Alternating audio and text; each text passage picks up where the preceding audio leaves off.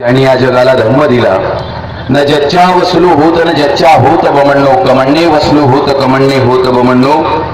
म्हणजे माणूस कुठे जन्माला आला म्हणून तो मोठा लहान आणि महान ठरत नसतो, तर तो कसा वागतो, बोलतो आणि जगतो यावरती त्याचं मोठेपण ठरलेलं असते, असं सांगणारे या भूमीचे सर्वोत्तम भूमिपुत्र सिद्धार्थ तथागत भगवान गौतम बुद्ध, ज्यांनी हिंदुत्वाची ज्योत हिंदुत्व नहीं है वेशभूषा, ना रंग है ना जात है, ना भक्ष है ना पक्ष है ना और कोई बात है, जो स्वयं प्रकाशी नित्य है सच्चा वही हिंदुत्व है, असं परदेशात जाऊन सांगितलं. असे युवकांचे प्रेरणास्थान स्वामी विवेकानंद. भारतीय राज्यघटनेच्या माध्यमातून ज्यांनी खरी शिवशाही ही लोकशाहीमध्ये रूपांतरित केली, आणि भारतीय राज्यघटना लिहित असताना मला फारसे कष्ट पडलेच नाहीत, कारण छत्रपती शिवाजी महाराजांचं आदर्श स्वराज्य माझ्या डोळ्यासमोर उभं होतं, असं सांगणारे ज्ञानियांचे राजे ज्यांना म्हणता येईल असे डॉक्टर बाबासाहेब आंबेडकर. वेदासे विटाळ, शास्त्रासे विटाळ, काय मंगळ विटाळासी, विष्णूसे विटाळ, ब्रह्मासे विटाळ, काय मंगळ विटाळासी, जन्मता विटाळ, मरता विटाळ, चोखा म्हणे विटाळ आदी अंती, असा विद्रोहाचा पहिला ओंकार ज्यांनी काढला ते संत चोखा महाराज. ज्या महात्म्यांच्या महाराष्ट्राच्या आणि त्यात विदर्भाच्या भूमीमध्ये तुम्ही आपण सर्व उपस्थित आहोत.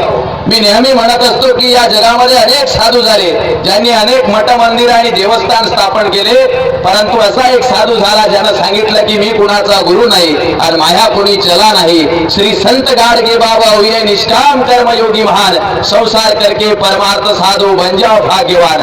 बड़ा बड़ा धर्मशाला बनाया बाबा रहे झोपड़ी में, अंध रोगी को मिष्टान दिया खुशी भाजी रोटी में, लुले लंगले को कपड़े दिए फटे कपड़े अपने तन में, और भांडी की तो ढेर लगाई खाते मट्टी के खप्पर में. असे असणारे वैराग्य मूर्ती संत श्री गाडगे महाराज, ज्यांनी या महाराष्ट्रातीलच नव्हे जगातील पहिली शिवजयंती साजरी केली. सर्व धर्मामध्ये आत्मज्ञान श्रेष्ठ, कोणी नाही भ्रष्ट ज्योती म्हणे, थोडे दिवस तरी मध्यवर्ज करा तोच पैसा भरा ग्रंथासाठी, असं सांगितलं. असे क्रांतीसूर्य महात्मा ज्योतिबा फुले या विचारपीठासमोरील आणखी ज्यांची या एका संतांची जी प्रतिमा आहे, 1962 साली ज्यांनी सांगितलं की गजकी हमेशा चाल को, गद्दे कभी पाते नहीं, कुत्ते भले ही भौंकते पर बीच में आते नहीं, पर शेर ऐसी शक्ति है जो कुशल होता खेल में, करके वही राजा कहा जाता है जंगल मेल में. असं सांगणारे मानवतेचे महान पुजारी राष्ट्रसंत श्री तुकडोजी महाराज, आणि ज्यांच्या 387व्या जयंती करता तुम्ही आपण सर्वजण. 19 तारीख निघून गेली, दिवस रिकामे नव्हते, कार्यक्रमाची व्यस्तता होती, आणि या सर्व कार्यक्रमाचं आयोजन या 20 तारखेला केलं. त्या राजाच्या जयंती करता आपण उपस्थित झालेलो आहोत. ज्या राजाचं नाव घेतल्यानंतर मैदानावरती एखादा घोडा उधळावा तसं धमण्यांमधलं रक्त उधळलं जातं, आणि ज्या राजाबद्दल हिंदी मधला कवी प्रदीप म्हणतो, अरे देखो मुल्क मराठों का ये यहाँ शिवाजी डोला था, मुगलों की ताकत को उसने तलवारों पे तोला था, हर पर्वत पर आग लगी थी, हर पत्थर एक शोला था, बोली हर हर महादेव की, बच्चा बच्चा बोला था, वीर शिवाजी ने रखी थी लाज हमारे शान की, और इस मिट्टी से तिलक करो ये धरती है बलिदान की. ही बलिदानाची महाराष्ट्राची धरती ज्यांनी निर्माण करून दिली असे छत्रपती शिवाजी महाराज, बहुजन प्रतिपालक 18 पगड जातीचं स्वराज्य निर्माण करणाऱ्या या छत्रपती शिवाजी महाराजांच्या विचाराचे, रक्ताचे आणि पराक्रमाचे खरे वारसदार असणारे शंभू छत्रपती महाराज, या दोघांनाही घडवणाऱ्या राष्ट्रमाता राजमाता जिजाऊ मासाहेब, आणि माझ्या समोर बसलेले मोजक्या संख्येत का होत ना परंतु कमी संख्येत असून सुद्धा गांभीर्यानं बसलेल्या रणरागिणी आणि मर्द मराठ्यांना माझा क्रांतिकारक जय जिजाऊ जय शिवराय. काही मागचे लोक विचारात पडले की महाराज जय जिजाऊ जय शिवराय काय म्हणतायत, आणि मराठी आणि रणरागिणी हा शब्द आउटडेटेड झाला आता. पण माझा नमस्कार आहे त्या रणरागिणींना ज्यांना गालावरच्या पावडर पेक्षा, ओठावरच्या लालीपेक्षा जिजाऊ मासाहेबांचं स्वराज्य महत्वाचं वाटतं. माझा नमस्कार आहे त्या मर्द मराठ्यांना ज्यांना खिशातल्या सिगारेट पेक्षा आणि दुसऱ्या खिशातल्या विमलच्या पोळीपेक्षा या स्वराज्याची गुढी महत्वाची वाटते. आपल्या सर्वांना नमस्कार करतो, अभिवादन करतो, आणि छत्रपती शिवाजी महाराजांवरती बोलण्याचा प्रयत्न करतो. शिवाजी महाराज म्हणजे नेमकं काय? या महाराष्ट्रामध्ये संतांची फार मोठी भूमिका लाभलेली आहे, परंपरा लाभलेली आहे. महाराष्ट्राची परंपरा असणाऱ्या संतांच्या एका खेड्यामध्ये एकदा एक कीर्तन चाललं होतं. आता कीर्तन सुरू झालं, समोर 2-4 पोरं बसलेले, एक पोरग मध्येच उठलं आणि जोरजोरानं हसायला लागलं. त्याचा बाप दुसऱ्या कोपऱ्यात बसलेला होता, तो उठून आला आणि पोराला सांगितलं, बेटा बेटा असं कीर्तन सुरू असताना मध्ये मध्ये हसत नसतात, खाली बस. पोरगा खाली बसला, परत 5 मिनिटानंतर पोरगा उभा राहिला आणि परत हसायला लागला. त्याला सुट्टी, दुसरा पोरगा उभा राहिला, तोही हसायला लागला. मग त्या दुसऱ्या पोराचा तिसऱ्या कोपऱ्यातून बाप उठला आणि त्या पोराजवळाला त्याला सांगितलं, खबरदार, कीर्तन होईपर्यंत अजिबात बडबड करायची नाही, गडबड करायची नाही, हसायचं नाही. दोनही पोरं शांत बसले, खाली बसले. दोन्ही बाप निघून गेले. परत तिसऱ्यांदा दोन्ही पोरं उभे राहिले आणि त्यांच्या दोघांच्या सोबतीला एक तिसरा पोरगा उभा राहिला. बघता बघता तीनही पोरं हसायला लागले, खिदळायला लागले, बडबड करायला लागले. महाराजांना रामकृष्ण हरी म्हणावं की रूप पाहता रोचेने समजत नव्हतं. महाराजांनी मध्येच कीर्तन थांबवलं आणि महाराजांचं थांबवलेलं कीर्तन पाहून चौथ्या कोपऱ्यामधून एक तिसरा बाप उठला आणि आपल्या तिसऱ्या नंबरच्या पोराजवळ गेला. त्या 2 पोरांना बाजूला सारलं आणि त्या पोराला प्रेमाने सांगितलं नाही की शांत बस. त्या पोराला दरडावूनही सांगितलं नाही की शांत बस. त्या पोराजवळ गेला, त्या पोराच्या कानाखाली संदिशी एक थापड लावली. जशी त्याच्या कानाखाली थापड मारली तसा पोरगा शांत बसला. तो पोरगा एकटा शांत बसला नाही, तीनही पोरं खाली बसले. पूर्ण कीर्तन झालं. विठ्ठल जय हरी विठ्ठल झालं. महाराजांनी सांगितलं कीर्तन संपलं तरी जागचे ते 3 पोरं काही उठले नाहीत. सज्जन हो, महाराष्ट्राला सुद्धा असे 3 बा भेटले. पहिले म्हणजे ज्ञानोबा, ज्यांनी प्रेमानं सांगितलं पण लोकांनी ऐकलं नाही. दुसरे म्हणजे तुकोबा, ज्यांनी दरडावून सांगितलं, अरे किती सांगू तरी ना ऐकती बटकीचे, रडतील शिंदळीचे पुढे हे, तरी सुद्धा लोकांनी ऐकलं नाही. पण तिसरे लाभले शिवबा. शिवबांनी जेव्हा जेव्हा वाजवायला सुरुवात केली तेव्हा मात्र समाज शांत झाला. या समाजाला शांत करणारा आणि बजावून सांगणारा जगाच्या पाठीतला एकमेव राजा म्हणजे छत्रपती शिवाजी महाराज. शिवाजी महाराज म्हणजे कोण? या देशातले सुभाषचंद्र बोस म्हणतात, छत्रपती शिवाजी महाराज म्हणजे वाट चुकलेला देशभक्त नव्हता, तर सशक्त क्रांतिकारी करणारा, सशक्त काम करणारा आणि समाजासाठी लढणारा, मरणारा, मातीत मिसळणारा आणि मातीतल्या माणसांना आकाशात घेऊन जाणारा खरा योद्धा म्हणजे छत्रपती शिवाजी महाराज. हे फक्त मराठीतले वक्ते सांगत नाहीत, मराठीमध्ये बोलणारे ज्ञानी माणसं सांगत नाहीत, तर बकरकार असणारा परदेशातला ग्रँड अप म्हणतो, Shivaji is not only non captain, non playing captain, it is a spirituality understanding in our society. या समाजामध्ये फक्त लढे सिपाही नाम सरदार का अशी गत असणारे अनेक राजे होऊन गेले, परंतु स्वतःच्या मातीमध्ये स्वतःचं स्वराज्य निर्माण करणारे शिवाजी महाराजांचा जय जयकार सर बोलले. का जय जयकार केला जातो? ज्या लोकशाहीमध्ये राजांना तुच्छ समजल्या जाते त्या लोकशाहीमध्ये मात्र या राजाची पूजा केल्या जाते. याला कारण जर कोणतं असेल तर छत्रपती शिवाजी महाराजांनी लोकशाही असून सुद्धा खऱ्या अर्थानं या जनतेचं, रयतेचं, 18 पगड जातीचं स्वराज्य कसं निर्माण होईल यासाठी प्रयत्न केले. शेतकरी संघटनेनं हा कार्यक्रम आयोजित केलेला आहे. जगाच्या पाठीवरती अनेक राजे होऊन गेले. आता तुमचा आम्हाला खोटे आश्वासन देणारे अनेक नेते दारोदारी फिरताना तुम्हाला आपल्याला दिसतात, पण जगाच्या पाठीवरती 0% व्याज दरानं कर्ज देणारा एकच राजा झाला, ज्या राजाचं नाव होतं छत्रपती शिवाजी महाराज. दुष्काळामध्ये तुम्हाला पीक कमी झालं तर माझं कर्ज वापस देऊ नका. बैल लागत असतील तर घेऊन जा, धान्य बी बियाणं लागत असेल तर घेऊन जा, पोरांना खायला अन्न नसेल तर खायला अन्न घेऊन जा. ज्या सैनिकांच्या बायका मेल्या, ज्या सैनिकांचे पोरं मेले, स्वतः सैनिक जर मेले आणि बायका आणि पोरं जर जिवंत असतील तर त्यांचा सांभाळ करण्यासाठी बाल परवेशी गृह म्हणजे लहान मुलांचा सुधारणा करण्याचं गृह स्थापन करणारे राजे म्हणजे छत्रपती शिवाजी महाराज होते. शेतकऱ्यासाठी पहिल्यांदा जमीन मोजण्याचं यंत्र माझ्या राजांनी तयार केलं. काय होतं प्रमाण? 5 हात 5 मुठी लांब एक काठी तयार करण्यात आली. एका हाताची लांबी 14 तसू, एका काठीची लांबी 82 तसू, 20 काठ्यांचा 1 बिघा आणि 120 बिघ्यांचं 1 चावर, एका एकरामध्ये 4 चावर.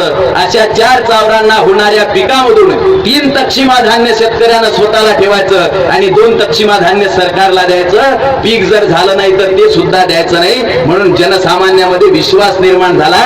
एवढूसा शेताच्या बांध्यावर उभा असणारा पोरगा ज्या वेळेला मोहीम चालली जाते, घोड्यावर एक कोणतरी बसलेला आहे, डोक्यावरती जिरेटोप घातलेला आहे आणि लहानसा पोरगा म्हणतो, अहो माझ्या शेतात तुमच्या घोड्यांमुळे नुकसान होत आहे, माझ्या धुऱ्याच्या बाजूला जा, बांधीच्या बाजूला जा.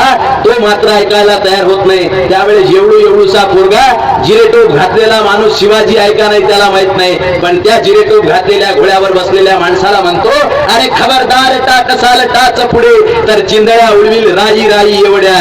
तो जिरेटोप घातलेला माणूस विचार करतो, बाबा एवढी डेअरिंग कोणाच्या भरोशावर करतो, मी कोण आहो तुला माहित आहे का? तेव्हा एवढूसा पोरग म्हणते, तू कोण आहेस, मला त्याच्याशी काही देणं घेणं नाही, पण माझा राजा सांगतो की या मातीतल्या शेतकऱ्याचं नुकसान करतो, त्याला या मातीत जगण्याचा सुद्धा अधिकार नाही. हे विश्वास देण्याचं काम जर कोण केलं असेल तर छत्रपती शिवाजी महाराजांनी केलं. सज्जन हो, आज हल्दीरामचं चिप्सचं पाकिट येते, त्याच्यात 5 रुपयाची हवा आणि 5 रुपयाची चिप्स, तुम्ही आपण 10 रुपयाचं विकत घेतो. पण या देशाच्या पाठीवरती कष्ट करणाऱ्या शेतकऱ्याला आलूच्यासाठी 1 किलो आलू त्याचा 10 रुपयात घ्यायला कोणी तयार होत नाही, आणि 50 ग्राम आलू चिप्स आपण तुम्ही 50 रुपयाला, 20 रुपयाला, 15 रुपयाला घ्यायला तयार होतो. या देशामध्ये A4 साईजच्या कागदावरती स्केल पट्टीच्या सहाय्यानं, मी मनोरंजनासाठी बोलत नाही, याच देशामध्ये A4 साईजच्या कागदावरती स्केल पट्टीच्या सहाय्यानं रेष मारणाऱ्या आर्किटेक्टला महत्व आहे. तुमच्या घरासमोर येतो, खुर्ची टाकून बसतो, एक लहानसा पेन घेतो, कागद घेतो, कुठंतरी नकाशा तयार करतो, साहेबाला म्हणतो 15,000 रुपये बिल झालं. कशाचं? घराचा नकाशा स्केल पट्टीच्या सहाय्यानं काढायचं. एवढ्या A4 साईजच्या कागदावरती स्केल पट्टीच्या सहाय्यानं रेषा मारणाऱ्या आर्किटेक्टला या व्यवस्थेमध्ये महत्व आहे. पण ज्याच्या शेताची लांबी 3.5 किलोमीटर आहे, जो कोणत्याही प्रकारची स्केल पट्टी लावत नाही, हातामध्ये रुग्ण धरतो आणि ती पण धरतो, या धुऱ्यावर उभा राहून त्या धुऱ्याला पाहतो, आणि जोपर्यंत तास कंप्लीट होत नाही तोपर्यंत मागे न पाहता सुद्धा सरळ आपल्या पिकाचं तास काढतो. त्या शेतकऱ्याला मात्र या हरामखोर व्यवस्थेमध्ये महत्व नाही. ही पाहून माझा राजा व्यथित व्हायचा. आणि छत्रपती शिवाजी महाराज सांगायचे की आमच्या देशातला शेतकरी सुधारला पाहिजे. आज माझ्या राजांच्या जयंतीमधून काय समजून घ्यावं लागेल? एक कवी फार सुंदर म्हणतो माझा मित्र, की अरे शेतकऱ्याची अवस्था अशी की वेड्यामध्ये पन्हाळा आहे, शेतकऱ्याची व्यवस्था अशी राजे की वेड्यामध्ये पन्हाळा आहे, 12 महिने 13 काळ त्याच्या जीवनामध्ये उन्हाळा आहे. राजे चुकूनही बघू नका त्यांची अवस्था कशी आहे, विषासाठी पैसा नसला तर झाडाला फाशी आहे, व्याजाने व्याज वाढत जाते तरी विचारतात हप्त्याने का चुकवतो. चला ना राजे, तुम्हाला तुमचा महाराष्ट्र दाखवतो, ज्या महाराष्ट्रामध्ये शेतकऱ्यासाठी झटणारा माझा जाणता राजा होऊन गेला, त्याच महाराष्ट्रामध्ये शेतकऱ्याची दैन्य अवस्था निर्माण झाली आणि घराघरातल्या माणसाचे संस्कार नष्ट झाले. बखरकारांनी शिवाजी महाराजांबद्दल लिहिलं, आज तुमच्या आमच्या महाराष्ट्रातले पोरं का नष्ट होत आहेत? अहो, तानाजी सारखा एखादा माणूस गड लढतो, 250 मावळ्यावरती 4.5 मावळ्यांची चाल होड येते, तरी सुद्धा मुरारबाजी देशपांडे, बाजीप्रभू देशपांडे आपल्या हाताला दुपट्टा गुंडाळून लढत राहतो. आमच्या पोरांना गड संरक्षण करण्याचं जाऊ द्या, रायगडावरती मी गेलो, तिथं जाऊन 3 फुले 3 बदाम काढतात आपले पोरं. हो, तो किल्ल्याचं संरक्षण त्याच्याकडून होत नाही, स्वतःच्या मुख किल्ल्याचं सुद्धा संरक्षण होत नाही. सिगारेटचा धुळा आणि गायछाप जर्दा तंबाखू खाऊन खाऊन इथले तरुण बर्बाद व्हायला लागले. त्या काळामध्ये माझा छत्रपती शिवाजी महाराज पत्रातून सांगतो, अरे सैन्यावर जात असताना बायकांना घरी ठेवा, मोहिमेवर जात असताना बायकांना घरी ठेवा, आणि अजिबात खबरदार लक्षात ठेवा, व्यसन करू नका, खाणं पद्धतशीर का. राष्ट्रसंत तुकडोजी महाराजांनी ग्रामगीतेत जे सांगितलं मला आश्चर्य वाटलं. हे 16व्या शतकात राजे छत्रपती पत्रातून आपल्या सैनिकांना सांगतात की जास्त तिखट खाऊ नका, जास्त गोड खाऊ नका, त्यानं तुमच्या मेंदूवरचं संतुलन जाईल आणि तुम्ही कोणालाही दाबत सुटाल. तुम्हाला सैन्य करत असताना 3 लोक जर दिसले, एक म्हातारा, दुसरी स्त्री आणि तिसरं लहान मूल, तर या तिघांनाही इजा होता कामा नये. आपण लढाई हरलो तरी चालेल, परंतु बायाच्या इज्जतीला धक्का लागता कामा नये. हे सांगणाऱ्या जगाच्या पाठीवरचा एकच राजा छत्रपती शिवाजी महाराज आहे. आज हजारो पोलिसांची संख्या तालुक्यामध्ये पोलीस स्टेशन आहेत, पण बायांच्या संरक्षणासाठी मोबाईलचे ॲप काढावे लागतात. बायांच्या संरक्षणासाठी, स्त्रियांच्या संरक्षणासाठी मोबाईल ॲपनं नुसतं भागत नाही, स्पेशल स्क्वॉड स्थापन करावे लागतात, तरी सुद्धा बायांचं संरक्षण होत नाही. माझ्या राजाची रीत कशी होती? 1674ची गोष्ट आहे. सावित्रीबाई देसाई नावाची एक बाई किल्लेदारी नव्हती, शिवाजी महाराजांची सोबती नव्हती, शिवाजी महाराजांची दुश्मन होती. बेडवाडीच्या किल्ल्यावरती किल्लेदार असणारी सावित्रीबाई देसाई नावाची स्त्री, वय तिचं 30-40 वयाच्या दरम्यान, सखुजी गायकवाड नावाचा छत्रपती शिवाजी महाराजांचा एक मावळा. महाराजांनी सांगितलं, सखुजी मोहिमेवर जा आणि बेडवाडीच्या किल्ल्यावरती सावित्रीबाई देसाई नावाची एक बाई आहे, तिचा पराभव करा आणि नंतरच परत या. सखुजी गायकवाड गेला, तिच्यासोबत लढायला लागला. बाया त्या काळातल्या अशा नव्हत्या. मी नेहमी सांगतो, छत्रपती शिवाजी महाराज जन्माला आले, शिवाजी महाराजांचं चरित्र समजून घ्यायच्या अगोदर जिजामाता समजावी लागेल. 16व्या-17व्या शतकाच्या सुमारास असणाऱ्या जिजामाता ज्या वेळेला 2-4 बाया एकत्र येतात आणि विचारतात, मासाहेब आपल्याला काय खावंसं वाटते, तेव्हा मासाहेब काय म्हणतात, गुलाबजामुन. काला जामून, रसमलाई, संत्रा बर्फी असं उत्तर नाही जिजामातेचं. जिजामाता म्हणतात मला काहीच खावंसं वाटत नाही, तरी सुद्धा एक दासी मुजरा करते, म्हणते मासाहेब मग काय करावंसं काय वाटते. तेव्हा राष्ट्रमाता जिजाऊ मासाहेब जे उत्तर देतात त्या उत्तरावरून छत्रपती शिवाजी महाराजांचा जन्म आहे. जिजाऊ मासाहेब गरोदर असणारी राष्ट्रमाता उत्तर देते. गरोदर असणाऱ्या राष्ट्रमाता कराडतात, सांगतात काहीच खावंसं वाटत नाही पण मला करावंसं वाटते. काय करावंसं वाटते. त्यावेळेस जिजामाता सांगतात घोड्यावरती हातामध्ये नंगी तलवार घेऊन बसावं वाटते, घोड्याला टाच मारावी वाटते, दरी किंदरात फिरावं वाटते आणि या मातीवरती जुलूम अत्याचार करणाऱ्या माणसांचे मुंडके कापून त्या तिथं टेकड्यावरती भगवा झेंडा फडकावा वाटतो. हे उत्तर देणाऱ्या जिजामातेनं छत्रपती शिवाजी महाराजांना जन्म दिला. लक्षात ठेवला. हा स्त्रियांचा दृष्टिकोन जगाच्या पाठीवर ठेवणारे राजे शिवाजी महाराज. मला एक साधी गोष्ट समजते सर, आपल्या देशामध्ये काकाला काकासाहेब म्हणणारी माणसं आहेत का नाही? आहेत. आपल्या देशामध्ये भैयाला भैया साहेब म्हणणारी माणसं आहेत का नाही? आहेत. आपल्या देशामध्ये मामाला मामासाहेब म्हणणारी माणसं आहेत का नाही? आहेत. पण जगाच्या पाठीवरती आपल्या आईला आपल्या माला मासाहेब म्हणणारा माणूस दाखवा, तो जगाच्या पाठीवरती एकच आहे, ज्याचं नाव आहे छत्रपती शिवाजी महाराज. दुसरीकडे तुम्हाला तो माणूस दिसणार नाही. एवढा स्त्रियांचा दृष्टिकोन होता. सखोजी गायकवाडला सांगितलं मोहिमेवरती जा, एक बाई किल्लेदारी नाही, तिचा पराभव करा, नंतर वापस आले पाहिजे. तो खरंच मोहिमेवरती गेला, 350 मावळा घेऊन गेला, पण किल्लेदार असणारी स्त्री बाणेदार होती. आमच्या देशातल्या स्त्रियांचं वाटोळं काय झालं सांगू? कारण आमच्या देशातल्या स्त्रियांचा बाणेदारपणा टीव्ही सिरियलनं गमावून टाकला. आमच्या देशातल्या स्त्रियांचा बाणेदारपणा हा राशीभाऊ गोपीभाऊनं आमच्या घराचं वाटोळं केलं. तेव्हाच्या काळातल्या स्त्रियांना गोपीभाऊ राशीभाऊची नाटकं पाहायला नव्हते, म्हणून त्यांच्यात बाणेदारपणा होता. आता मी संस्थांच्या एका कार्यक्रमाला गेलो, 2-4 बाया एकत्र जमल्या होत्या. मी म्हटलं आता बाया काय म्हणतात तर पाहू आपण. एका म्हातारीला 2-4 बाया म्हणत होत्या आजीबाई नाव घ्या नाव, म्हणजे ते तर रिकामाच कार्यक्रमात होता. नाव घ्या नाव. बरं तिलाही मनापासून याचं नाव घ्यावं वाटत नाही, पण नाईलाजाने घ्यावं लागतं. ते म्हणे मी अजिबात त्याचं नाव घेणार नाही त्या थेरड्याचं. त्या म्हातारीला 2-4 नवीन लग्न ज्यांचं झाले, आजी घ्या ना. आता अंदर की बात तुम्ही घेतलं तेव्हा आम्हाला चान्स भेटेल घ्यायला. घ्या. आता त्या म्हातारीनं कमाल केली, म्हणे फाटकी तुटकी गादी त्याले फाटके तुटके कसे. मी मोठा कांदून ऐकून राहिलो. म्हणे फाटकी तुटकी गादी त्याले फाटके तुटके कसे, त्यावर गण्या बसे जसा बांधर दिसे. हे नवऱ्याचं नाव, संस्कार आणि सन्मान निघून गेला. बरं म्हटलं तिथं जाऊ द्या, जिथं नवीन लग्न झालं ते तरी चांगलं नाव घेईल. मग नवीन जिथं लग्न झालं 1-2 वर्ष, तिथं मी कांदून ऐकायला लागलो आमच्या घराची जी, तर जिथं नवीन लग्न झालं होतं तिला 2 पोरं होते. ते म्हणे की विराट कोहलीच्या बॅटीला नमस्कार करते वाकून, विराट कोहलीच्या बॅटीला नमस्कार करते वाकून, आणि प्रतापरावांचे नाव घेते 2 वेळी राखून. हे नावं घेणाऱ्या बाया स्वराज्य निर्माण करू शकतात. आमच्यातला बाणेदारपणा नष्ट झाला. पण सावित्रीबाई देसाई गावाची स्त्री बाणेदार होती. 27 दिवस किल्ला लढवला. 27 दिवस. फक्त 150 मावळा तिच्याकडे होता. हातामध्ये नंगी तलवार घेऊन आपला पदर आणि शेव कमरेला खोचून एक स्त्री गळाच्या पायथ्याशी उभी राहिली आणि सखोजी गायकवाडला म्हणाले अरे हिम्मत असेल तर मैदानात ये, मैदानात उतरू, कुस्ती खेळू, दंगल करू, जो जिंकेल तो राजा बनेल, जो हरेल तो घरी जाईल. स्त्री 27 दिवस किल्ला लढवला. पण सखोजी गायकवाडनं 250 सैन्याच्या मुकाबल्यासाठी कितीतरी पटीनं सैन्य वाढून नेलं. स्त्रीचा विजय मात्र झाला नाही. सावित्रीबाई देसाई हरली. किल्ल्यावरती ताबा सखोजी गायकवाडनं घेतला आणि विजयाचा उन्माद त्याला एवढा चढला, विजयाचा माज एवढा आला की त्या स्त्रीच्या अंगावरचा कपडा साडी काढली आणि दिवसा ढवळ्या तिच्यावरती बलात्कार केला. तुम्हा आपल्याला राजाच्या पाटलाची गोष्ट माहित आहे, पण ही गोष्ट त्याच्यापेक्षा सुद्धा महत्वाची आहे. दिवसा ढवळ्या तिला भोगलं. ही स्त्री काही महाराजांच्या स्वराज्यातली नव्हती, महाराजांच्या सवंगडी नव्हती, तर महाराजांच्या विरोधात असणारी शत्रूची ही बायको होती, शत्रूची ही स्त्री होती. तरी सुद्धा मोहिमेवरतून परत ज्या वेळेला तो सखोजी गायकवाड आला, हसत मुखांना महाराजांना म्हणाला महाराज मोहीम फत्ते झाली, आपण जिंकलो नवराज, आपला किल्ला बी आला. त्याच्या महाराजांच्या डोळ्यातली लाल गुंड आग महाराजांना त्याला चकित वाटलं. काय झालं जिराज, आपण तर मोहीम फत्ते केली, म्या तर गड जिंकला, आपला विजय झाला. सावित्रीबाई कामातून गेली. तसा जाणता राजाच्या डोळ्यातली लाल गुंड आग बाहेर आली. जाणता राजा कडाडला, अंगावरती रोमांच उभे राहिले आणि छत्रपती शिवाजी महाराज नावाचा महात्मा म्हणतो अरे हरामखोरा, किल्ला तू जिंकला, पण माणुसकीच्या याच्यामध्ये मात्र तुझा पराजय झालेला आहे. एका स्त्रीला तू भोगलेला आहे, याचे डोळे काढून घ्या आणि हा मरेच तोवर याला तुरुंगात डांबून ठेवा.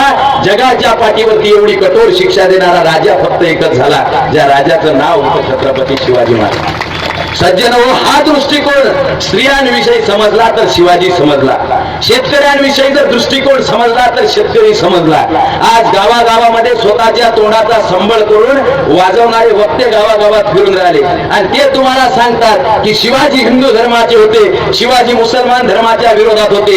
एकदम चुकीचं आहे. मी पुराव्याशिवाय बोलत नाही, सगळ्या महाराष्ट्रात बोलतो. हे शिवजयंतीचं 19वे व्याख्यान आहे. या देशामध्ये छत्रपती शिवाजी महाराजांना मुसलमानाच्या विरोधात उभ्या केलं गेलं, पण मुसलमानाच्या विरोधात छत्रपती शिवाजी महाराज नव्हते. गोविंद पानसरेंनी खरा इतिहास लिहिला, साळुंखेंनी खरा इतिहास लिहिला, बेंद्रेंनी खरा इतिहास लिहिला, शेजवलकरांनी खरा इतिहास लिहिला, मराठा सत्तेचा उदय जयसिंग पवारांनी खरा इतिहास लिहिला. त्याच्यामध्ये ते सांगतात की छत्रपती शिवाजी महाराजांच्या तोफखान्याचा प्रमुख एक मुसलमान म्हणून सुद्धा. छत्रपती शिवाजी महाराजांच्या 35 अंगरक्षकापैकी 21 अंगरक्षक मुसलमान होते.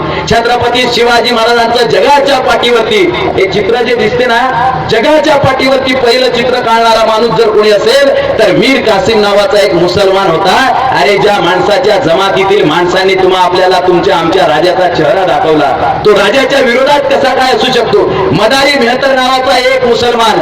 वेगवेगळ्या प्रकारचे हे मुसलमान लोक, राज तुम्ही इथून निघून जा, आम्ही मरायला तयार आहोत असं म्हणणारे होते. शिवाजी महाराज कोणत्याही जातीचे, धर्माचे, पंथाचे नव्हते. ते मानवतेच्या बाजूने उभे राहणारे योद्धे होते आणि आयुष्यभर ते त्याच बाजूने लढलेले आहेत. त्यांच्या जगण्यातला इतिहास पहा, त्यांच्या बोलण्यातला इतिहास पहा. छत्रपती शिवाजी महाराजांनी जे जे केलं, म्हणजे त्यांचं फक्त शेतकऱ्यांचं धोरण नाही, त्यांचं फक्त स्त्रियांविषयक धोरण नाही, त्यांचं सैनिकाला सांगणं किती बारीक.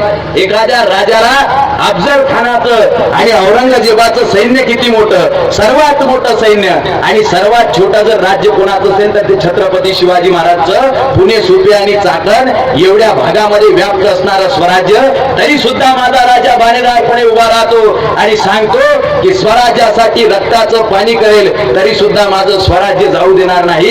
एवढ्या मोठ्या भरवशावरती, मोठ्या मावळ्यांच्या भरवशावरती महाराज लढले कसे? कारण प्रत्येक मावळ्याच्या मनात विश्वास होता. आता सारखे मावळे नव्हते. आताच्या मावळ्याला साहेबाकडून रिलायन्स जिओचं सिम कार्ड फ्री असते, तरी मावळा म्हणते साहेब 5 मिनिटात पोहोचतो, तुम्ही टी पॉइंटवर व्हा. अर्धा तास होते तरी त्याचा मावळा येत नाही. रात्री फ्लेक्स लावायचे असतात, साहेब तुम्ही निश्चिंत झोपा, आम्ही फ्लेक्स लावून ओके ठेवतो. सकाळी साहेब 12 वाजता कार्यक्रमाच्या उद्घाटनाला येतात, तरी फ्लेक्स लावायच्या नावानं बोंब असते. अशा पद्धतीचे मावळे तेढाव नव्हते. तेव्हाच्या मावळ्यांचा मोबाईल कव्हरेजच्या बाहेर कधीच नसायचा. तेव्हाच्या मावळ्यांचा मोबाईल बॅलन्स संपला म्हणून ते सुट्टीवर जात नव्हते. बायकोची डिलिव्हरी आहे म्हणून मला अर्जित रजा द्या असं म्हणत नव्हते. पोराचं लग्न आहे म्हणून 3 महिने कामकाज बंद पाडत नव्हते. आधी लग्न कोंडाण्याचं मगच माझ्या रायबाचं म्हणणारी माणसं त्या काळात होते. कसे जुळवले, कसे मिळवले हे माणसं? तानाजी मालुसरे नावाचा पोरगा, आपल्याला तानाजी मालुसरेंचा कोंडाणा गडावरचा प्रताप माहित आहे, पण हा तानाजी मालुसरे जेव्हा जवान असतो 22 वर्षाचा, तेव्हाचा प्रसंग आहे. ज्या वेळेला छत्रपती शिवाजी महाराज नवीनच पुण्यामध्ये गेले आणि जिजामातेने तिथं सोन्याचा नांगर फिरवला, जिथं उजाड आणि उन्हाळ वस्ती होती त्या ठिकाणी पिकाचं रक्षण केलं. लोकांनी सांगितलं इथं जो नांगर फिरवेल त्याचं जीवन सत्यानाश होईल, त्याच्या कुळाचा नाश होईल. तेव्हा जिजामातेनं कोणत्याही पंचांगावरती, भूतावरती, अमावशेवरती विश्वास ठेवला नाही. छत्रपती शिवाजी महाराजांच्या जगण्यातले तत्व लक्षात घ्या. शिवाजी महाराजांनी कधी मोहिमेवरती जायच्या वेळेस पंचांग पाहिलं नाही. आजची तारीख, आता तर एवढे हरामखोर भामटे महाराज निघाले. आज गुरुवार आहे, तुमचं नाव काय आहे? म्हणते रमेश. तुमचं नाव रमेश आहे, आज गुरुवार आहे, तुम्ही आज निळ्या रंगाचा रुमाल वापरा. तुम्ही जर पांढऱ्या रंगाचा रुमाल जर आज ऑफिस मध्ये नेला तर तुम्ही हराम मोठीनं मरसान. अरे रंगारंगाचे रुमाल वापरण्यानं जर माणूस ठरला असता तर ज्या काळामध्ये माणसाला नेसण्याकरता कपडे नव्हते, 2-4 निंबाच्या डांगा तोडायच्या आणि त्या गुंडवून राहायच्या, ते माणसं तर तसेच संपले असते. हा सर्व भोपट पसारा शिवाजी महाराजांच्या जीवनात तुम्हाला कुठे दिसणार नाही. शिवाजी महाराजांच्या जीवनातला प्रसंग आहे. काय काय सांगावे या राजाबद्दल? ज्या वेळेला छत्रपती शिवाजी महाराजांच्या राजाराम नावाच्या पोराचा जन्म झाला, त्याचं नामकरण करायचं होतं. एक सेवक चालत आला, महाराजांना प्रणाम असो, महाराजांना मुद्रा असो, काय खबर आणली? त्यावेळेला सांगायला लागला, सरकार तुम्हाला आपल्या घराला फार मोठा एक दिवा भेटला, वंशज भेटला, पण दुर्दैवाची गोष्ट अशी आहे की तो पालथा जन्माला आलेला आहे. शब्दाकडे लक्ष द्या. दुर्दैवाची गोष्ट अशी आहे की तो पालथा जन्माला आलेला आहे. त्यावेळेस राजाने काय म्हटलं, आपल्याला त्र्यंबकेश्वरला जावं लागते, आपल्याला नदीच्या काठी यज्ञ करावं लागते, 11 खुर्मा 11 बदामा 11 काजू बांगणाला द्यावं लागते, आणि जे बेकाम आहे असं बेलफुल घरामध्ये पन्नीर टाकून नदीत नेऊन टाकावं लागते, असं म्हटलं का? नाही. छत्रपती शिवाजी महाराजांना सांगायला लागला की एक पोरगा आपल्या घराण्याला दिवा भेटला, वंशज भेटला, पण पालथा जन्माला आला. त्यावेळेला जाणता राजा नावाचा माझ्या राजा कळाला, अरे पालथा जन्माला आला म्हणून काय झालं, अख्खी मोगलशाही पालथी घातल्याशिवाय तो राहणार नाही. हा जगण्याचा दृष्टिकोन शिकवण्याचं काम छत्रपती शिवाजी महाराजांनी केलं. जगण्यातल्या जेवढ्या लढाया लढले त्यापैकी जास्तीत जास्त लढाया अमावस्येच्या रात्रीत लढले. कोणत्याही प्रकारचं भूत भविष्य वर्तमान पंचांग या पद्धतीचे ग्रह गोल राशी ह्या सगळ्या फोपट पसारा गोष्टी त्यांनी दूर सारल्या आणि आयुष्यभर त्याचं काम केलं. ते तत्व जर कोणा दिलं असेल तर जिजामातेनं दिलं. आणि म्हणून जिजामातेला बाया सांगायला लागल्या, माणसं सांगायला लागले की तुम्ही ज्या ठिकाणी नांगर फिरवता त्या ठिकाणी मात्र तुमच्या वंशाचा खात्मा झाल्याशिवाय राहणार नाही, तुमचा वंश संपेल. जिजामातेने सांगितलं काही हरकत नाही. आता त्या काळामध्ये रानगवा नावाचा एक प्राणी होता, त्याचा फार मोठा हैदोस होता. काय करावं कसं करावं समजत नव्हतं. जिजाऊ महासाहेबांनी आदेश काढला, फरमान काढलं. लक्षात ठेवा, जगाच्या पाठीवरती आता जे तुम्हाला लोक म्हणतात की हम आपको इतना कन्सेशन दे रहे, इतनी सबसिडी दे रहे, ह्या सगळ्या खोट्या गोष्टी आहेत. जगाच्या पाठीवरती सामान्य माणसाला सर्वात जास्त मदत करण्याचं काम स्वराज्यामध्ये झालं. एखाद्या माणसानं चांगलं काम जर केलं तर त्याला 3 गोष्टी भेटत. एक तर धान्य भेटे, दुसरं सोन्याचं कळ भेटे, आणि तिसरं एक नवकंचांग घोळ भेटे. सोन्याचं कळ म्हणजे संपत्ती भेटत होती, धान्य म्हणजे पोटाची गरज भागत होती, आणि घोळी म्हणजे त्या काळातली गाडी भेटत होती. मला सांगा, आताच्या वर्तमान परिस्थितीत एवढं चांगलं काम करून भेटते का? ज्यांनी गावाच्या गावा आदर्श केले त्याला एक बुक भेटते आणि बाकीची योजना कुठं जाते तुम्हाला आपल्याला समजत नाही. अशा पद्धतीचा न्याय देवाणा होता. जिजाऊ महासाहेबांनी फरमान काढलं आणि सांगितलं की जो माणूस सोन्यात रानगव्याचं शेपूट कापून आणेल त्याला सोन्याचं कळ भेटेल. बघता बघता 1 2 3 4 5 नाही 6 नाही 10 नाही 250 ते 300 रानगव्यांचे शेपूट कापून आणणारे तरणे बांड पोरं एक रानगव्याला पकडत होते, शेपूट कापून आणत होते. एक दिवस रात्रीचे 2:30 वाजता सर्व लोक झोपले, रात्रीला अंधार झाला, सर्व वातावरण शांत झालं आणि रात्रीच्या 2:30 वाजता पहारेकऱ्याजवळ एक तरुणाबाळ 22 वर्षाचा पोरगा आला आणि तो म्हणायला लागला की मासाहेबांना भेटायचं आहे. द्वारपाल म्हणायला लागला, पहारेकरी म्हणायला लागला आता भेटता येणार नाही. त्यांना सांगितलं की फार महत्वाचं काम आहे, मासाहेबाला मला भेटायचं आहे. तरी सुद्धा तो ऐकत नव्हता. त्यानं सांगितलं, अरे बाबा स्वराज्याच्या हिताचं काम आहे. असं म्हणता बरोबर तो पहारेकरी सुद्धा धावत सुटला. आमचे तुमचे पहारेकरी 7वा वेतन 8वा वेतन 9वा वेतन आयोग, तरी सुद्धा 5 वाजले की त्याच्यानंतर 1 मिनिट सुद्धा इकडे तिकडे त्यांना सहन होत नाही. तेव्हाच्या पहारेकऱ्याला मात्र फक्त एवढं सांगितलं की स्वराज्याच्या हिताचा प्रश्न आहे. तर तो रात्रीचे 2:30 वाजता धावत गेला. मासाहेबांच्या कक्षाचा दरवाजा वाजवला. सांगितलं, महाराज मासाहेब मानाचा मुजरा. एक सैनिक आला, एक पोरगा आला आणि स्वराज्याच्या हिताचं काम आहे म्हणतो, तुम्हाला भेटायला सांगतो. ठीक आहे, पाठवा त्याला पाठवलं तर तो एकटा आला नाही. रानगवा नावाचा प्राणी जवळपास त्याचं रोई माहित आहे का तुम्हाला? रोयासारखं जवळपास त्याचं वजन म्हणजे 70 ते 80 किलोच्या समोरच त्याचं वजन असते. तो 80 किलोचा प्राणी 22 वर्षाच्या पोरानं खांद्यावरती घेतला आणि मासाहेबाच्या सरळ कक्षातच प्रवेश केला. त्याच्या मासाहेब एकदम घाबरल्यात की हे काय आणलं. त्यांना सांगितलं, मासाहेब तुम्ही फरमान काढलं होतं की रानगव्याचं शेपूट कापून आणा, सोन्याचं कळ बक्षीस भेटेल. मासाहेब म्हणाले, अरे रात्रीचे 2:30 वाजले रे दादा, रात्रीचे 2:30 वाजले. सकाळी तू आला असता तरी चाललं असतं, आणि सकाळी जरी आला असता तरी तुला मी सोन्याचं कळ बक्षीस दिलं असतं आणि रानगव्याचं शेपूटच कापून आणायचं होतं. एवढा मोठा रानगवा कशाला उचलून आणला? त्यावेळेला तो 22 वर्षाचा पोरगा काय होतो, स्वराज्य का टिकलं हो? आमच्या वेगवेगळ्या प्रकारच्या समित्या होतात, कमिट्या होतात, तरी शेतकऱ्याच्या हिताच्या नावानं बोंब होते. एनडी पाटलानं शेतकऱ्याच्या हिताचं पत्र लिहिलं, ते अजून धुळखात पडलेलं आहे. शेतकऱ्याच्या प्रश्नावर 3-4 साहेब लोक येतात, त्यांच्या शर्टावरची प्रेस मोडत नाही आणि ते शेतकऱ्याला शहाणपणा शिकवतात. अशा कमिट्यांनी स्वराज्याची गुढी उभारल्या जात नसते, लोकशाही टिकत नसते. लोकशाहीच्या पेक्षाही स्वराज्य का टिकलं त्याचं उत्तर जर असेल कोणतं तर ते हे आहे. 22 वर्षाचा पोरगा रात्रीचे 2:30 वाजता मासाहेबाला जशा म्हणतात, अरे सकाळी आला असता तरी सुद्धा तुला सोन्याचं कळ दिलं असतं आणि रानगव्याचं शेपूट कापून आणलं असतं तरी तुला काही पुरावे मागितले नसते, तुला सोन्याचं कळ दिलंच असतं. एवढ्या रात्री कशाला आला? सोन्याचं कळ सकाळी मिळालं असतं की. तसा एकदम धडाधडा डोळ्यातून अश्रू ढाळायला लागला आणि स्वतःचे टोंगळे जमिनीवरती टेकवले आणि स्वतःच्या टोंगल्यावरती बसून 22 वर्षाचा तरणाबाण नावाचा तरणाबाण असणारा तानाजी मालुसरे त्याचं नाव, तो पोरगा म्हणतो, मासाहेब अहो रात्रीच्या 2:30 वाजता हातात घालायसाठी सोन्याचं कळ भेटावं म्हणून दरवाजात नाही आलो. रात्रीच्या 2:30 वाजता सोन्याचं कळ हातात घालून माझी ऐशाराम व्हावी आणि तुम्ही मला शाबासकी द्यावी म्हणून रात्रीच्या 2:30 वाजता आलो नाही. रात्रीच्या 2:30 वाजता माझी माय मला नाही, तुमच्यामध्ये मला माझी माय दिसते, तुमची शाबासकीची थाप माझ्या पाठीवरती भेटावी म्हणून मी आलो. सोन्याचं कळ मला म्हटलं. जगाच्या पाठीवरती असे निष्ठावंत मावळे निर्माण करण्याचं काम फक्त छत्रपती शिवाजी महाराजांच्या स्वराज्यात निर्माण झालं. कसे होते मावळे? मुरारबाजी, तानारबाजी, यसाजी, कंकाजी, काय माणसं होते. अरे ज्या वेळेला मोगलांचे घोडे पाणी प्यायला जात होते, जगाच्या पाठीवरती एवढी दहशत कोणाची नव्हती. मोगलांचे घोडे पाणी प्यायला जात होते, त्या पाणी पिताना मोगल्याच्या घोड्यांना सुद्धा त्या पाण्यामध्ये मुरारबाजी दिसत होता. ते घोडे उधळायचे, नदीतलं पाणी सुद्धा प्यायचे नाही, एवढी मोठी दहशत निर्माण करण्याचं काम त्या मावळ्यांनी केलं. बरं खायचे काय? चिकन कबाब, तंदुरी रोटी, मस्का हे खायचं का? नाही. मलाई कोफ्ता, पनीर कोफ्ता ह्या प्लेट होत्या का तेव्हा? अजिबात नाही. काय खायचे? मराठा सत्तेचा उदय नावाच्या पुस्तकात, एवढं मोठं पुस्तक आहे, जयसिंग पवार लिहितात, अरे क्या खाते हे मराठे, क्या खाते हे? एक भाकर सकाळी घेतात, त्याच्यावरती एवढ्या मोठ्या हिरव्या मिरचीचा ठेचा टाकतात, थोडस तेल टाकतात आणि करळ माहित आहे तुम्हाला, त्या करळाची थोडीशी चटणी टाकतात आणि ते कशी तरी एकत्र करतात, खातात. हातामध्ये 5 फुटाची लांब काळी घेतात.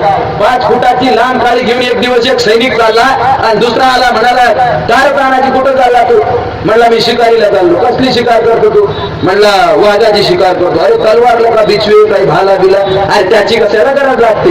एवढीशा वाघाला मारण्याकरता 5 फुटाची काळीच माझ्यासाठी पुरेशी आहे. म्हणजे वाघासोबत कुस्ती खेळायला 5 फुटाची काळी घेऊन जाणारे मावळे. आपल्या घरी एवढूसा साप निघते तर आपले मावळे 15-20 काट्या घेऊन येतात आणि 50 मावळ्यातला एकही मावळा हिंमत करत नाही की आपल्याला साप मारायचा आहे. कारण तेथील बिघडले आचार, विचार आणि उच्चार. आमचे आचार बिघडले, उच्चार बिघडले आणि विचार सुद्धा बिघडले. स्वराज्यातल्या मावळ्यांमध्ये मात्र ती धमक होती.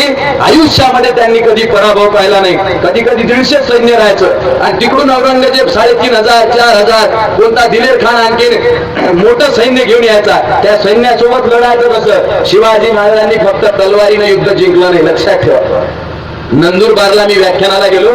व्याख्यान संपण्यास सुरू व्हायच्या आधी एक जण आला, म्हणायला पुतळा होता मोठा चौकात, टी पॉइंट सारखा मोठा चौक, तिथं शिवाजी महाराजांचा मोठा पुतळा आणि त्या पुतळ्यामध्ये हार अर्पण सुरू झालं. मी हार अर्पण केलं. एक तरुण पोरगा आला आणि म्हणाला, तुम्ही ज्या पुतळ्याला शिवाजी महाराजांचे हार अर्पण केला, त्या पुतळ्याला ज्या शिवाजी महाराजांचा तुम्ही मोठा उदो करता, त्यांच्या जयंतीवरती मोठे ताण देऊन भाषण ठोकतात. त्या शिवाजी महाराजांनी आयुष्यभर लढाया केल्या पण पुतळ्यात मात्र चुकीचं दाखवलं. म्हटलं बाबा काय चुकीचं दाखवलं?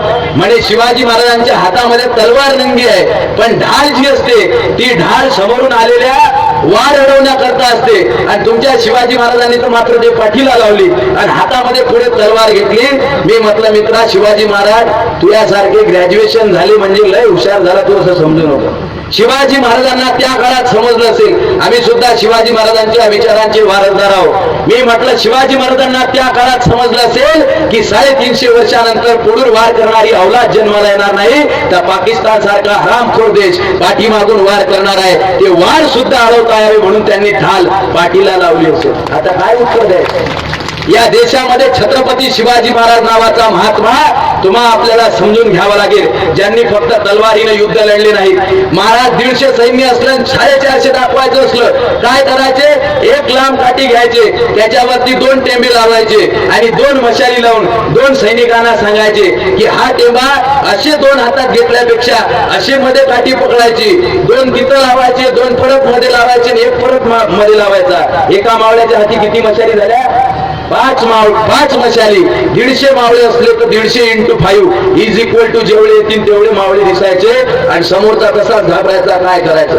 अफजल खानाचा वध केला, सगळे जण सांगतात बिचव्या घातल्या, संपून टाकला, पण त्याच्या अगोदरची गोष्ट महत्वाची आहे. त्याचा वध काही साधा सुद्धा केला नाही, तो काही एकटा सुद्धा तो काही एकटा नव्हता, फार मोठं सैन्य होतं. येणारा जो रस्ता आहे त्या मानसशास्त्र शिकणारे, मानसशास्त्र शिकवणारे शिवाजी महाराज होते.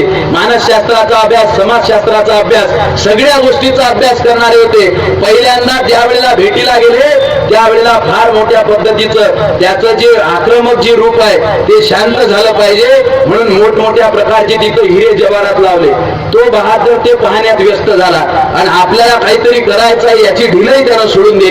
हा मानसशास्त्राचा अभ्यास शिवाजी महाराज त्या काळात करतात. एखादी मोहीम फेल ठरवायची असली तर आधीच्या रात्री 50 मावळ्यांना पाठवायचे आणि सांगायचे झाड आहे ना, या झाडाला कापत न्या, कुठपर्यंत कापत न्या, पूर्ण कापू नका, पूर्ण कापलं तर ते खाली कोसळेल, त्याला एवढं कापत न्या की उद्या गेल्यानंतर त्याला थोडासा तलवारीनं जरी धक्का लावला तरी ते झाड खाली पडलं पाहिजे.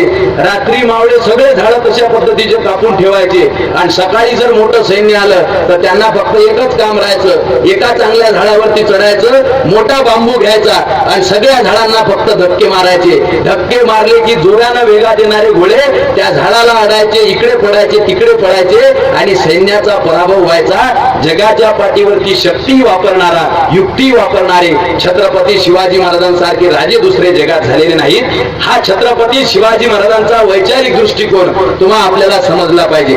त्या काळामधले स्वराज्यामधले लहान लहान पोरं किती खतरनाक होते. एवढूसा 11 वर्षाचा संभाजी दिलेर खानासोबत ज्यावेळेला संभाजी महाराजांचं फार सुंदर इथं नाट्य सादर केलं, मी अभिनंदन करतो त्यांचं.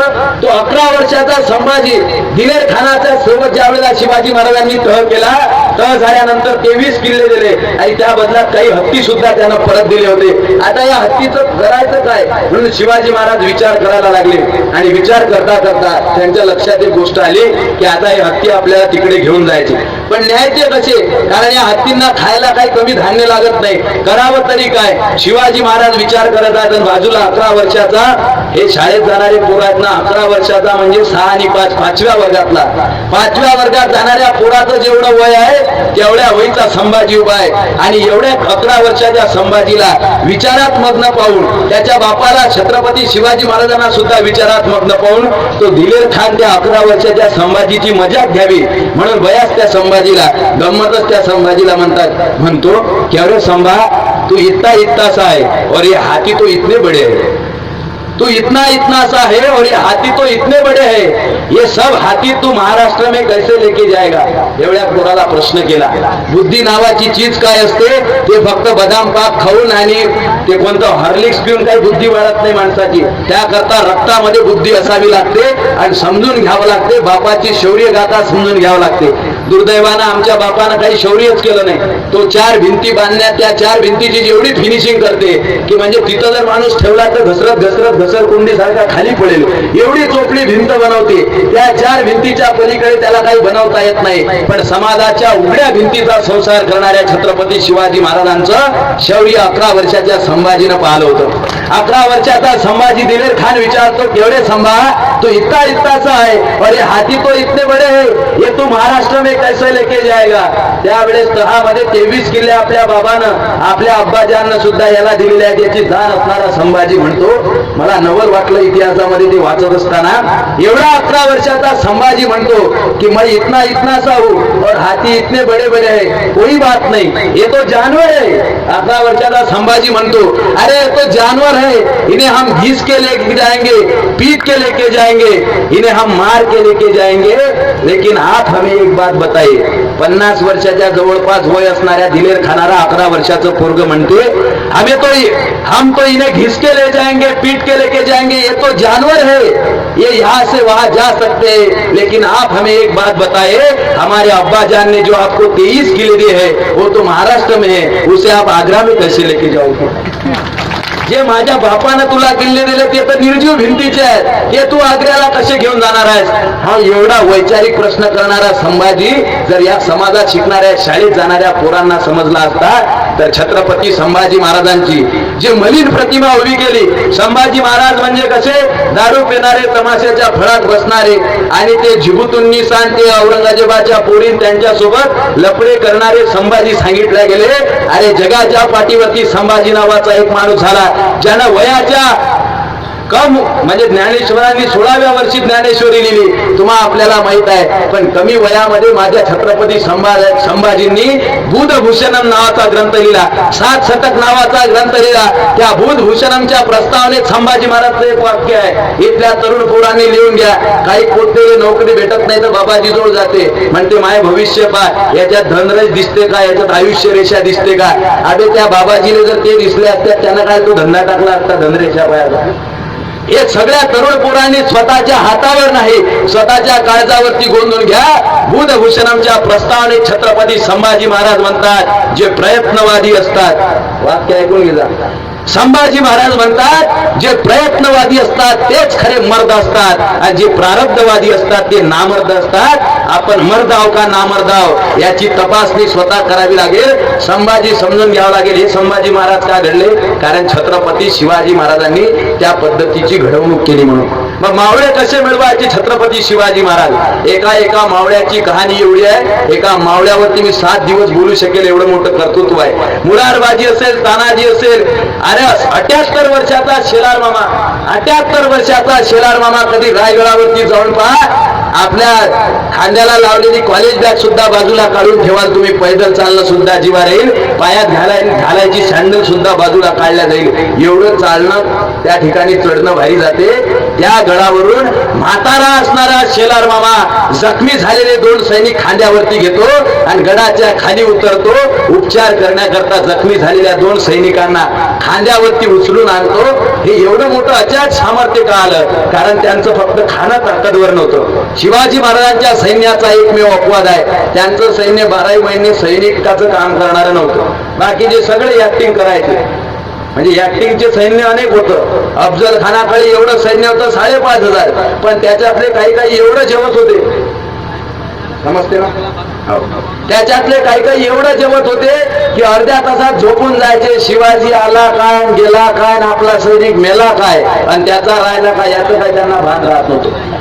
5,000 सैनिक दिसायचं, पण 2,500 कभी राम बनके तो कभी श्याम बनके लूट लागून राहायची. आता बी काही मावळे आहेत ना. हा 12 फुटाचा ग्रामपंचायत आमचे नगरसेवक रामचंद्रजी राऊत या ठिकाणी आहेत. तुम्ही किती मोठे रस्ते बांधा, एवढा मोठा जर रस्ता बांधला 12 फुटाचा तरी बी त्याला ते लेझिम खेळायसाठी काही रस्ता पुरत नाही. तो या काठावरून त्या काठावर जाते एकदम. एखादा लोखंडी खांब जर मधात आला त्याला म्हणते साले बीच में किंवा या तेरी हड्डी पसली एक कर दूंगा. हे असं सांगणारे मावळे त्या काळातही फार होते आणि ऍक्टिंग करणाऱ्या मावळ्यांनी स्वराज्य घडणार नव्हतं. म्हणून शिवाजी महाराजांकडे 250 मावळे, पण 3,500 तिकडच्या सैनिकांच्या दुश्मनांना ते ठार करायचे. याला जर कारण कोणतं असेल तर ते ऍक्टिंग नव्हतं. एकदा एक नाटक भरलं, आता त्या नाटकामधला जो सेनापती होता, अर्धा तास लढाई चालली तरी तो सेनापती समोर एकदम छाती काढून हातामध्ये तलवार घेऊन उभाच होता आणि लढाई करण्यासाठी सरसावत होता. त्याच्या बाजूला एक साधा मावळा होता. पोलीस मध्ये कसे PSI, SP, IPS असतात आणि बाकीचे कॉन्स्टेबल, त्याचे खालचे काही होमगार्ड असतात, म्हणजे त्यांच्या श्रेण्या आहेत. आता तसा तो सेनापती जसा होता त्याचा एक सोबतचा साधा सैनिक होता. तो साधा सैनिक उभा राहिला आणि त्या साध्या सैनिकाला तो तिकडचा सैन्यावाला हे नाटक चालू, तिकडच्या सैन्यातला माणूस बाण घेत होता आणि बाण मारत होता. या सेनापतीला किती वेळ बाण मारले तरी हा ओरिजिनल ऍक्शन करत होता. आणि एकदम ते लागल्यानंतर रडण्याचा आवाज, इथं पोरांनी कसं केलं बरोबर शब्द बोलण्याचा आवाज तसा करत होता. याच्या बाजूचा जो आहे त्यानं 15-20 मिनिटं पद्धतशीर केलं. 20 मिनिटानंतर याला बाण मारला. आता बाण मारल्यानंतर दोनार्थ सर आपण रडतो का हसतो? रडतो, कारण तो बाण आतमध्ये जाते. त्याच्या बाण आतमध्ये गेला आणि हा सैनिक रडायला तयार नाही, हसायला तयार नाही, तो एकदम असा उभा राहिला.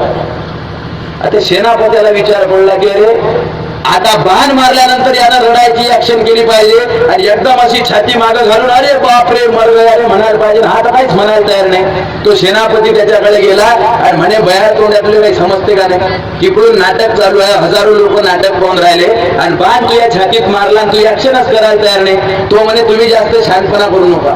तो सेनापती म्हणे काय झालं. म्हणे तुम्हाला 400 रुपये रोज आहे, तुम्ही ओरिजिनल ऍक्शन करून जाय, तुम्हाला 400 रुपये रोज आहे. मला मालकाला 200 रुपये दिले. 200 रुपये किती वेळ बाणाची ऍक्शन करू. आता ऍक्शन जमणार नाही. असे ऍक्शन करणारे मावळ्यांनी स्वराज्य घडलं का. अशा ऍक्शन करणाऱ्या मावळ्यांनी स्वराज्य घडलं नाही. स्वराज्य घडलं पोलादी मस्तक ज्यांचे होते, हातामध्ये ज्यांच्या दम होता आणि समोरून किती मोठा सैनिक आला तरी सुद्धा जे मागे सरसावत नव्हते, अशा मावळ्यांमुळे स्वराज्य घडलं. एका मावळ्यांचा इतिहास केवढा मोठा आहे, एका मावळ्याचं जगणं किती विशाल आहे ते समजून घेण्याचा जर तुम्ही आपण प्रयत्न केला तर आमच्या जीवनामध्ये जीवनाचं साफल्य झाल्याशिवाय राहणार नाही. शिवाजी महाराज प्रत्येक मावळ्याला बक्षीसच देत होते असं नाही. त्या काळामधल्या लहान मुलापासून म्हाताऱ्यापर्यंत कानेरा गडा नावाचा एक गड होता. कानेरा गडावरती मारुती पांगिरा नावाचा एक पोरगा ठेवला. त्याला सांगितलं की आयुष्यभर या किल्ल्याची जबाबदारी तुझ्याकडे आहे. मारुती पांगिराकडे 250 सैन्य दिलं. तो लढता लढता थकून गेला तरी सुद्धा 3500 सैन्याचा सामना केला. एक दिवस मात्र सैन्य वाढून आलं. आता करावं तरी काय. हातातली तलवार लखलख कापत होती. तलवार खाली पडली तरी सुद्धा मारुती पांगिरानं हिमतीनं तलवार उचलली आणि समोरून आलेल्या सैनिकासोबत लढला. एक हात तुटून पडला तरी सुद्धा एका हाताने लढला आणि लढता लढता तो मात्र मरण पावला. त्याचं वीर मरण तो पावल्यानंतर हा विचार, हा सूचना, हा निरोप ज्यावेळेला शिवाजी महाराजांच्या कानावर पडला तेव्हा शिवाजी महाराजांच्या डोळ्यामधून घडाघडा अश्रू गळले. या देशामध्ये सामान्य कार्यकर्त्यासाठी लढणारे छत्रपती शिवाजी महाराज होते. मला एक जण म्हणे शिवाजी महाराजांबद्दल 2 वाक्य सांगा आणि असे सांगा की त्याच्यात सगळं आलं पाहिजे. मी त्याला म्हटलं की शिवाजी महाराजांनी सामान्य माणसाला असामान्य केलं, शिवाजी महाराजांनी सामान्य मावळ्यांना असामान्य केलं आणि म्हणून मावळ्यांनी असामान्य महाराजांना असामान्याच्याही वरच्या पातळीवर नेलं आणि या दोन्ही माणसांनी मिळून स्वराज्य उभं केलं. याच्यापेक्षा महाराजांनी दुसरं काही केलं नाही. छत्रपती शिवाजी महाराज सामान्य शेतकऱ्यासाठी, सामान्य सैनिकासाठी लढत होते आणि रडत सुद्धा होते. डोळ्यामध्ये घडाघडा अश्रू आले आणि म्हणायला लागले मारुती पांगिरा स्वराज्यासाठी खर्ची पडला. अरे धान्याच्या गोण्या काढा, सुवर्णाच्या मुद्रा काढा आणि चला मारुती पांगिराच्या घराकडे. निघाली स्वारी. धान्याच्या कित्येक गोण्या निघाल्या, पोते निघाले आताच्या भाषेत आणि सोन्याच्या मोरणा एका थैलीत, सुवर्ण मुद्रा एका थैलीत टाकल्या आणि महाराजांची स्वारी मारुती पांगिराच्या घरासमोर टेकली. मारुती पांगिराचं घर काही फार मोठं नव्हतं, त्याचा काही फार बंगला नव्हता. चंद्रमोडी झोपडीच्या समोर गवताचं आसन बापानं टाकलं आणि त्याच्यावरती 70 वर्षाचा म्हातारा बसलेला आहे. महाराजांनी त्याला मानाचा मुजरा केला. तसा म्हातारा उठून आला आणि रडायला लागला. महाराजांना नवल वाटलं की हा का रडतोय, याला तर आपण सांगितलं नाही. महाराजांनी रडक्या स्वरात त्याला फक्त एवढंच सांगितलं की स्वराज्याच्या कामासाठी तुमचा मारुती पांगिरा नावाचा तरुण पोरगा मरण पावला. असा शब्द ऐकता बरोबर त्या म्हाताऱ्याच्या डोळ्यातल्या धारा आणखीन जोरात वाढायला लागल्या आणि छत्रपती शिवाजी महाराज समजावणीच्या स्वरामध्ये त्या म्हाताऱ्याला म्हणायला लागले की बाबाजी तुम्ही रडू नका. तुम्हाला पाहिजे तेवढ्या धान्याच्या गोण्या आम्ही आणलेल्या आहेत. तुम्हाला पाहिजे तेवढ्या धान्याच्या गोण्या घ्या, पाहिजे तेवढ्या सुवर्णाच्या मुद्रा घ्या, पण रडू नका. या स्वराज्यासाठी तुमचा 25 वर्षाचा पोरगा खर्ची पडलेला आहे. घ्या रे, आणा धान्याच्या गोण्या, आणा सोन्याच्या सुवर्ण मुद्रा, काय पाहिजे ते घ्या. तेव्हा स्वराज्यातला 75 वर्षाचा म्हातारा काय उत्तर देते पाहिजे. या देशातल्या ज्या म्हाताऱ्यांनी तरुण पोरांना दिशा द्यायला पाहिजे ते म्हातारे हनुमानजीच्या मंदिरात बसून हनुमानजीले एका बादशान दुरी तिरी दाखवतात, म्हणून तरुण पोरं वाया गेले. ज्या तरुण पोरांनी त्या काळातला संभाजी समजून घ्यायला पाहिजे होता, त्या तरुण पोरांचे बिअर बार वरती वाढतं प्रमाण जर कोणतं असेल तर त्याच्या बापानं आबानं नालायकपणा जास्त केला. छत्रपती शिवाजी महाराजांचे गुरु असणारे तुकाराम म्हणतात की लेकरासी दोष देऊन या काय, दोषी आहेत त्याचे माय बाप. तो 70 वर्षाचा म्हातारा काय म्हणते ऐक जा. त्यानं सांगितलं राज तुम्ही आणलेल्या धान्याच्या गोण्या नको, तुम्ही आणलेल्या सोन्याच्या सुवर्ण मुद्रा नको. मला जर काही द्यायचंच असेल ना, माझा एक पोरगा खर्ची पडलं ना राज, हो जी तुमचा पोरगा स्वराज्यासाठी खर्ची पडला, मला काही द्यावं असं तुम्हाला वाटते का? हो जी काही द्यावं असं वाटते. मला जर काही द्यायचं असेल तर माझा तरुण तरणा बांड पोरगा मारुती पांगेरा नावाचा जसा या मातीसाठी खर्ची पडला, तसा रामजी पांगेरा नावाचा एक तरणा बांड पोरगा मागच्या खोलीत बसलेला आहे. त्याला बी तुमच्या सैन्यात घेऊन जाऊ द्या, त्याच्या बी हातात तलवार द्या, लढू द्या या स्वराज्यासाठी आणि मरू द्या या मातीसाठी. हे सांगणारा म्हातारा होता. आताचे म्हातारे रोजगार हमी योजनेसाठी आणि निराधारच्या कार्डासाठी या त्या गल्लीचे फिरतात.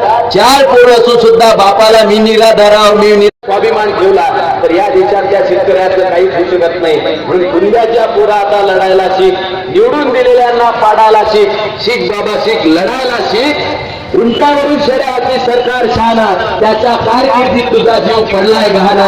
अरे निवडून दिलेल्यांना पाडायला शिक, कुणब्याच्या पोराचा लढायला शिक. कुणब्याच्या पोराला स्वाभिमानानं लढण्याची प्रेरणा जर कोणी दिली असेल तर ते छत्रपती शिवाजी महाराजांना दिली होती. त्यांनी असं कधीच सांगितलं नाही सकाळी उठले की चला ड्युटीवर आणि तुम्हाला संध्याकाळी रोजंदारी भेटेल, नाही. जगाच्या पाठीवरचा असा एकमेव राजा आहे जो राजा आधी सांगत होता की तुमच्या शेतात हायब्रिड पेरलेलं असेल, तुमच्या शेतात काही धान्य पेरलेलं असेल, त्या धान्याची निगा ठेवा आणि संध्याकाळी वेळ भेटला तर रात्रीच्या वेळेस आपण मोहिमेवर जाऊ. ज्या वेळेला शाहिस्ते खानाची बोटं कापले, सगळे जण म्हणतात शाहिस्ते खानाची बोटं कापले, पण त्याचा प्रसंग महत्वाचा आहे. शिवाजी महाराजांसोबत विश्वासातले असणारे 11 मावळे असून सुद्धा शिवाजी महाराज नावाचा महात्मा म्हणतो की तुम्ही सगळे जण बाजूला व्हा. हो, आमचे सगळे नेत्यांचे कार्यकर्ते पुढे असतात आणि नेते साहेब मागून येतात. हा नेता त्या पद्धतीतला नव्हता. छत्रपती शिवाजी महाराज त्या विश्वासू लोकांना म्हणतात बाजूला सरक आणि लाल महालाच्या 3 विटा पाळतात, तलवार भोगसून तिथं एक मोठं छिद्र तयार करतात आणि स्वतः पहिल्यांदा आतमध्ये जातात. त्याही पेक्षा महत्वाची गोष्ट तिथं चकमक झाली, काहीतरी गडबड झाली अशी कल्पना ज्यावेळेला शाहिस्ते खानाला येते त्यावेळेस तो हरामखोर स्वतःच्या बायकोला आडवा करतो, त्याच्या ज्या बेगम असतात जनान खाण्यामधल्या त्यांना समोर करतो. कारण जगाच्या पाठीवरती शिवाजी महाराज नावाचा महात्मा असा आहे जे मेल्यानंतर त्यांच्या दुश्मनांनी सुद्धा सांगितलं. औरंगजेबाचं स्टेटमेंट आहे, आपल्याबद्दल चांगली गोष्ट तर आपला शेजारी बोलत नाही. ज्याचा कट्टर दुश्मन असणारा औरंगजेबाचं स्टेटमेंट आहे, लिहून घ्या, कागदावरती कोरून घ्या. शिवाजी महाराज म्हणजे फक्त जयंती करण्यापुरते नाही, जगण्याच्या प्रत्येक क्षणात जगण्याचा विचार म्हणजे छत्रपती शिवाजी महाराज आहेत. वागण्याचा विचार म्हणजे छत्रपती शिवाजी महाराज आहेत. ज्या वेळेला छत्रपती शिवाजी महाराज गेले त्यावेळेला औरंगजेब जमिनीवरती घुटणे टेकतो आणि नमाज पढ़ण्याची ऍक्शन करून म्हणतो, या अल्लाह आज अपने जन्नत के दरवाजे खुले रखना, अल्लाह आज अपने जन्नत के दरवाजे खुले रखना. बहु बेटियों की इज्जत की परवाह करने वाला, उनको सम्मान देने वाला, शेर जैसा शिवाजी तेरे दर पे आने वाला है, अपने जन्नत के दरवाजे खुले रखना. तोच औरंगजेब ज्या वेळेला मुघलांचा दरबार भरला तेव्हा 1 नाही 2 नाही 3 मुघल सम्राट ज्या वेळेला शिवाजी महाराजांची स्तुती करतात आणि एक जण म्हणतो की शिवाजी मकरूर है, शिवाजी मक्कार है, शिवाजी मगरूर है, शिवाजी मक्कार है, लेकिन उसका दिल पानी जैसा साफ और दूध जैसा सफेद है. इसीलिए शिवाजी सिर्फ राजा, वो गद्दी पे राज करने वाला नहीं, तो जनता के दिलों पे राज करने वाला वो राजा है. हे सांगण्याची पाळी दुश्मनांवर यावी एवढं मोठं कर्तृत्व शिवाजी महाराजांनी निर्माण केलं. त्यानं त्याची बायको त्या बेगमांना समोर घातलं आणि शिवाजी महाराज हुशार का होते, त्यांनी तलवारीने फक्त युद्ध लढवलं नाही. मगाशी मी त्यांचं मानसशास्त्र सांगितलं, स्वरशास्त्र नावाचं शास्त्र आहे ते सुद्धा शिवाजी महाराजांना अवगत असावं. त्या काळामध्ये एकदम भयान शांततेमध्ये त्या बेगमांनी सगळे दिवे विझवून टाकले आणि आता शाहिस्ते खान कुठं दिसत नाही. अतिशय स्तब्ध या परिस्थितीमध्ये स्टॅच्यू सारखे शिवाजी महाराज हातामध्ये तलवार घेऊन उभे राहिले आणि श्वासाच्या आवाजावरून, श्वासाच्या गतीवरून हा शाहिस्ते खान कुठं असला पाहिजे त्या श्वासाच्या आवाजावरून तलवार चालवली. त्याचं नशीब चांगलं, तो बचावला, त्याचे 3च बोट कापले गेले. पण त्याची जरब एवढी बसली की तो तेव्हापासून जसा तिकडे गेला अजूनपर्यंत महाराष्ट्रात परत आला नाही. एवढी मोठी ताकद छत्रपती शिवाजी महाराजांच्या वारामध्ये होती.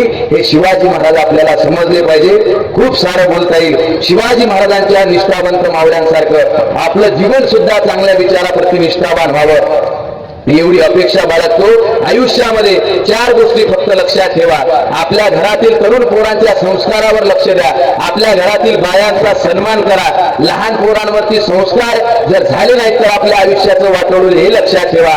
आणि सामान्यातला सामान्य माणूस जो आहे त्याला काळजाशी धरा. जगण्याचा सर्वात मोठा मूलमंत्र. शिवाजी महाराज मोठे राजे घडले. ज्याला राजा बनायचं आहे त्यानं सामान्यातला सामान्य माणूस आपल्या काळजाशी धरा. ज्या माणसाला कोणी विचारत नाही त्याला मान सन्मान देण्याचं काम करा. या समाजामध्ये शिवाजी महाराजांनी 3 माणसं हाताशी धरले. एक शाहिरी जे करणारे होते त्यांना हाताशी धरलं, म्हणजे प्रबोधन करणारी माणसं आपल्या जवळ असू द्या. दुसरे आपल्या देशामधले जे नेते लोक आहेत त्यांना आपल्या जवळ असू द्या. आणि तिसरी गोष्ट म्हणजे समाजातले प्रामाणिक माणसं आपल्या जवळ असू द्या. हे 3 माणसं जर तुमच्या जवळ असले तर आयुष्यात तुम्हाला कोणीच पराभूत करू शकत नाही. त्या मावळ्यांची ती निष्ठा आपल्यामध्ये यावी. कसे होते मावळे? एक शेवटचा प्रसंग सांगतो आणि माझ्या विवेचनाला विराम देतो. दिल्लीच्या दरबारावरतून ज्या वेळेला फरमान निघालं त्यावेळेला गोवळकोंड्याच्या बादशाला भेटण्यासाठी छत्रपती शिवाजी महाराज निघाले. आणि गोवळकोंड्याच्या बादशाला भेटायचा म्हणून पालखीच्या 2 भोयांनी समोर पालखी आपल्या खांद्यावर घेतली आणि 2 पालखीचे भोई मागे गेले. बघता बघता पालखी 1 पाऊल 2 पाऊल 1 तास 2 तास 3 तास बघता बघता दुपार झाली आणि यांच्या पायाला गोळे आले. खांदे दुखायला लागले. पोटामध्ये भूक निर्माण झाली. डोक्यात झिंजिना व्हायला लागल्या आणि कधी एकदाची पालखी खाली ठेवतो असा विचार त्यांच्या मनात आला. अचानक पालखी थांबली. महाराजांना वाटलं हे थकले म्हणून यांनी पालखी थांबवली असेल, पण तसं मात्र काही नव्हतं. महाराजांनी विचारलं का रे बाबा का थांबवली पालखी? राजा तुम्हाला भेटण्याकरता गोवळकोंड्याचे बादशाह आले. तसा महाराजांनी त्या पालखीचा पडदा उडला आणि पालखीचा पडदा उडून पाहतात तर खरंच ज्या बादशाहाच्या दरबारामध्ये आपण चाललो तो बादशाह आपल्या भेटीला आलेला आहे. महाराजांनी विचारलं तुम्ही कसे काय आले? त्यावेळेला तो म्हणायला लागला की इथून पासून माझ्या राज्याची हद्द सुरू होते. तुमच्यासारखा, हे वाक्य महत्वाचं आहे, तुमच्यासारखा 18 पगड जातीला एकत्र आणणारा, बहुजनांचं प्रतिपालन करणारा जाणता राजा माझ्या मातीत पाऊल टाकतो आहे. त्याचं पहिलं पाऊल माझ्या राज्याच्या हद्दीत आहे. तुमच्या पायाची चरणधूळ थोडीशी माझ्या मस्तकाला लागावी म्हणून मी घोडा घेऊन इथपर्यंत आलेला. महाराजांना नवल वाटलं. महाराजांनी सांगितलं ठीक आहे काही हरकत नाही. परत पडदा उडला. राजा समोर गेला. महाराजांची पालखी निघाली. बघता बघता 2-3 तासामध्ये दरबार आला. सनई चौघडे वाजायला लागले. मोठमोठ्या पुष्पहारांनी स्वागत झालं. हजारो माणसांची गर्दी झाली. कुलकर्णी, पाटील, देशमुख, सामान्य माणसा, लहान मुलांपासून म्हाताऱ्या माणसांपर्यंत आणि स्त्रियांपासून लहान युवती असणाऱ्या मुलींपर्यंत सर्व हजारो लोक इकडून तिकडून जमलेले आहेत. मध्ये एक कोरं मैदान आहे आणि वर सिंहासनावरती गोवळकोंड्याचा बादशाह बसलेला आहे आणि त्याच्या बाजूला छत्रपती शिवाजी महाराज बसलेले आहेत. महाराज बादशाहकडे पाहतात आणि बादशाह महाराजांकडे पाहतो आणि म्हणतो राजा चला तुम्हाला आमची संपत्ती दाखवतो. महाराजांचा हात धरून त्यांना समोर नेलं. 1 नंबरच्या 4-5 खोल्या बांधलेल्या होत्या. पहिल्या नंबरच्या खोलीचा दरवाजा उघडला. जसा दरवाजा उघडला तसं सांगितलं महाराज ही आमची शस्त्रशाळा. इथं वेगवेगळ्या प्रकारचे शस्त्र आहेत. तलवारी आहेत, भाले आहेत, ढाली आहेत, तलवारी आहेत. एवढंच नाही महाराज इथं तोफखाना सुद्धा. एका तोफेनं 2,500 माणसं मरतील एवढी मोठी ताकदीची एक तोफ या तोफखान्यामध्ये शस्त्रगारात ठेवलेली आहे. महाराजांच्या डोळ्यात चमत्कृती निर्माण झाली. महाराजांनी सांगितलं बाबा मोठं काम आहे तुमचं, ठीक आहे. परत त्यानं समोर घेऊन दुसऱ्या दरवाजाजवळ गेला. दुसरा दरवाजा उघडला. महाराज ही आमची घोड्यांची शाळा. इथं वेगवेगळ्या प्रकारचे घोडे आहेत. फक्त पांढरे घोडे, काळे घोडे अशा प्रकारचे नाही. काही घोड्यांची एवढी ताकद आहे की त्यांच्या पाठीवरती घोडेस्वार असताना सुद्धा 2 पाय वर उचलून स्वतःच्या पायांनी ते 4 सैनिकांना एकाच वेळी मारून टाकू शकतात. काही घोडे असे आहेत की मोटार गाडीपेक्षा सुद्धा वेगानं, म्हणजे ज्याचा अतिशय वेग आहे अशा वेगानं धावणारे सुद्धा काही घोडे आहेत. काही घोड्यांची चपळता एवढी आहे की त्यांच्या पाठीवरती हात जरी ठेवला तरी सुद्धा सलामी देऊन ते धावायला निघतात. महाराजांना नवल वाटलं. परत तिसरा दरवाजा उघडला. महाराज ह्या आमच्या अलंकाराची फार मोठी शाळा आहे. इथं पायात घालायच्या बिछव्यापासून तर कानात घालायच्या कानातल्यापर्यंत, गळ्यात घालायच्या गोपासून तर वेगवेगळ्या संग्रहालयामध्ये ठेवण्यात आलेल्या कोहिनूर हिऱ्यापर्यंत सगळ्या मौल्यवान अलंकारांचा संग्रह या शाळेत झालेला आहे. महाराजांना तिथे नवल वाटलं आणि महाराज हा सर्वात शेवटचा दरवाजा, बादशहानं सर्वात शेवटचा दरवाजा उघडला आणि सर्वात शेवटचा दरवाजा उघडल्यानंतर महाराजांना हत्ती दिसले. हत्तीच्या लहानच्या पिलापासून तर म्हातारा मरणाच्या दारात टेकलेला हत्ती, अशा सगळ्या प्रकारची हत्ती होते. आणि कोपऱ्यात 2 हत्ती साखरदंडाने बांधून ठेवलेले होते. महाराजांना तो म्हणायला लागला, महाराज इथं वेगवेगळ्या प्रकारचे हत्ती आहेत, लहान पिलापासून तर म्हाताऱ्या हत्तीपर्यंत हत्ती आहेत. एवढंच नाही हो महाराज, हे जे साखरदंडाने बांधलेले जे 2 हत्ती तुम्हाला दिसतात ना, हे पिसाळलेले हत्ती आहेत. हे हत्ती एवढे खतरनाक आहे की एक पिसाळलेला हत्ती 4 साध्या हत्तींना निमुटपणे मारू शकतो. त्यांना थोडीशी सुद्धा सवलत देत नाही, मरणापासून मारून टाकू शकतो. महाराजांनी तसे डोळे एकदम मोठे केले आणि महाराजांना नवल वाटलं. तसा तो राजा कुत्सित स्वभावानं स्वतःच्या अवकातीवर आला आणि म्हणाला, महाराज तुमच्याकडे अशी हत्ती? तसा माझा जाणता राजा, स्वाभिमानी असणारे माणसं विचार करायला लागले महाराज की अरे बाबा, सह्याद्रीच्या दरी खोऱ्यात एवढा हत्तीसारखा हा मोठा प्राणी, त्याला खायला 2-2 डाल धान्य लागेल, ते कधी त्या आमच्या गडावर चढेल, कधी खाली उतरेल, कधी आमच्या सैनिकांना वर नेईल. असा प्राणी आम्हाला वागवायला परवडत नाही, पण असं सांगता येत नाही. स्वाभिमानी माणसं असे उत्तर देत नाहीत. तेव्हा छत्रपती शिवाजी महाराज एक वाक्य बोलतात. छत्रपती शिवाजी महाराज म्हणतात, गड्या अशा प्रकारचे पिसाळलेले हत्ती माझ्या स्वराज्यात नाहीत. 4 हत्तींना मारून टाकतील अशा प्रकारची हत्ती माझ्या स्वराज्यात नाहीत, पण तुझ्या पिसाळलेल्या हत्तीला मारून टाकेल अशा ताकदीचा एक मावळा माझ्या स्वराज्यात आहे. हे उत्तर ऐकून या बादशाला नवल वाटलं. आणि बादशाह फार हुशार होता. तो म्हणे, पिसाळलेल्या हत्तीला मारणाऱ्या ताकदीचा जर एक मावळा असेल तर पाठवा तिकडून एक मावळा आणि मी इकडून पिसाळलेला हत्ती सोडतो, बघूया तुमचा मावळा जिंकते का आमचा हत्ती जिंकते. तसं महाराजांचं टेन्शन वाढलं. पिसाळलेल्या हत्तीच्या समोर कोणाला पाठवायचं? बाजूला एक तरुणाबाळ पोरगा उभा आहे. छत्रपती शिवाजी महाराजांनी म्यान मधली तलवार काढली, त्याच्या हातात दिली आणि तरुण पोराच्या खांद्यावरती हात देऊन सांगितले की जा मैदानावरती जा, माझ्या अब्रूचा नाही, मराठा सत्तेचा आणि संपूर्ण हिंदवी स्वराज्याच्या इज्जतीचा, इब्रतीचा आणि अब्रूचा प्रश्न आहे. मैदानात जा आणि पिसाळलेल्या हत्ती सोबत लढ.